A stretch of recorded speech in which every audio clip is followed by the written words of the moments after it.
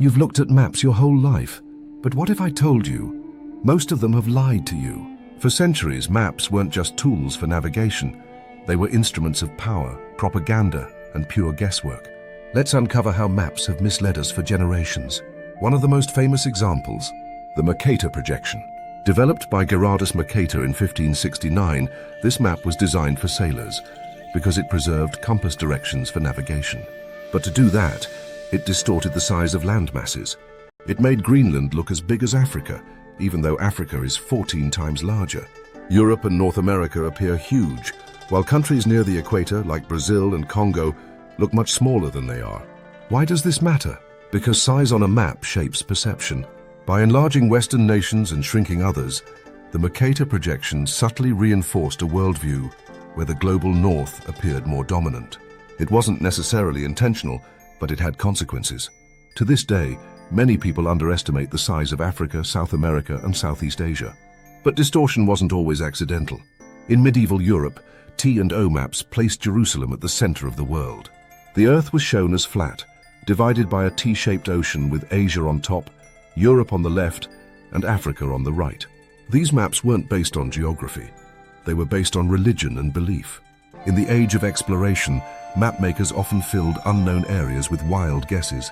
They drew sea monsters, phantom islands, and imaginary continents like Terra Australis Incognita, a giant southern landmass that didn't exist. Maps were tools of empire building and imagination. Some maps were flat-out fake, on purpose. In the 20th century, cartographers began inserting trap streets and fictional towns into their maps. Why? To catch copyright thieves. If a fake location appeared on someone else's map, it was proof of plagiarism. One famous example is Agloe, New York, a made-up town that eventually became real after map users started visiting it. Maps have also been used for political agendas. In Cold War-era atlases, US and Soviet maps showed borders that matched their own claims, not actual international recognition. In some countries, disputed regions like Kashmir, Taiwan, or Crimea are drawn differently depending on where the map is printed.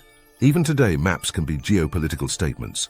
And let's not forget maps that erase entire peoples. In colonial times, maps of Africa often ignored tribal and cultural boundaries, dividing land to serve European interests. That legacy still impacts political borders and conflicts today. Maps don't just describe the world, they shape how we see it. Fun facts. The phrase, "here be dragons," was almost never used on actual maps. In 1973, the Peters projection map was introduced to show landmasses more accurately by area, but it distorted their shape. The most accurate world map today, it's still debated. All flat maps involve trade-offs. Globes are more accurate, but harder to fold. So what's the takeaway? Maps are powerful tools. They reflect not just geography, but culture, power, and perception. The next time you look at a map, ask yourself, what story is it telling and who's telling it? Thanks for watching.